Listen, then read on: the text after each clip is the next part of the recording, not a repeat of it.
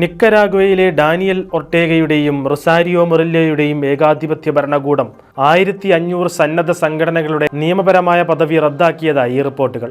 1500 ഓർഗനൈസേഷനുകൾ റദ്ദാക്കാനുള്ള തീരുമാനം മന്ത്രിതല കരാർ വഴിയാണ് പ്രഖ്യാപിച്ചത്.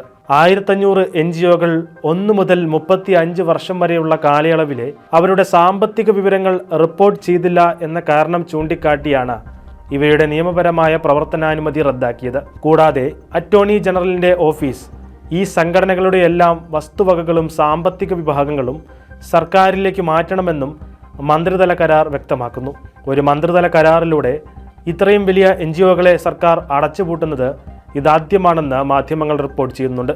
സ്വേച്ഛാധിപത്യം NGOകളുമായി പ്രവർത്തിക്കാനുള്ള ഒരു പുതിയ മാർഗം പ്രഖ്യാപിക്കുകയും അവരെ നിയന്ത്രിക്കുന്നതിന് ഭരണകൂടവുമായി സഖ്യമുണ്ടാക്കാൻ ആവശ്യപ്പെടുകയും ചെയ്തതിനു ശേഷമാണ് ഇത് സംഭവിക്കുന്നത്. കൂടാതെ കത്തോലിക്ക സഭയ്ക്കെതിരെ നീങ്ങുന്ന സർക്കാർ 2 വൈദികരെ കൂടി നാടുകടത്തി.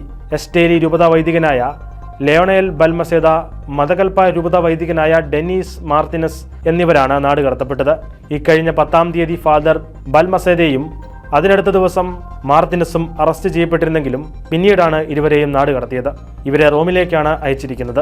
ഇക്കഴിഞ്ഞ ദിനങ്ങളിലായി 7 വൈദികരെ നിക്കരാഗ്വ ഭരണകൂടം റോമിലേക്ക് നാടുകടത്തിയിരുന്നു. കഴിഞ്ഞ 15-ാം തീയതി മതകൽപ്പയിൽ അറസ്റ്റ് ചെയ്യപ്പെട്ട ഇടവക വികാരി ഡാനി ഗർസിയ എന്ന വൈദികനെ പോലീസ് വിട്ടയച്ചതായും അദ്ദേഹം നിക്കരാഗ്വ വിട്ടതായും വിവരം ലഭിച്ചിട്ടുണ്ട്.